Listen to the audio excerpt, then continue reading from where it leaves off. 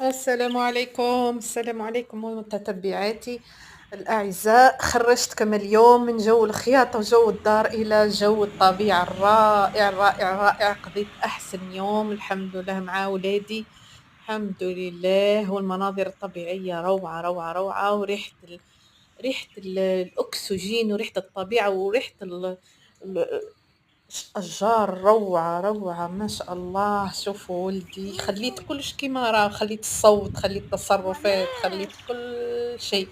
خليت وعلاش؟ حبيت نعطيكم هكا لمحة خفيفة برك على المكان، وشكون يقول لي المكان هذا الرائع وين جاينا. راح نقول لكم أنا نقرب لكم شوية. هذا المكان راهو في الشرق الجزائري، في أقصى أقصى الشرق الجزائري، وفي مكان رائع رائع. شوفوا إطلالة الشمس زي ما مكان رائع رائع. المشكل كاين القمامة فقط. شوفوا هذيك الأشجار كيفاه شكلها وكيفاه الطبيعة.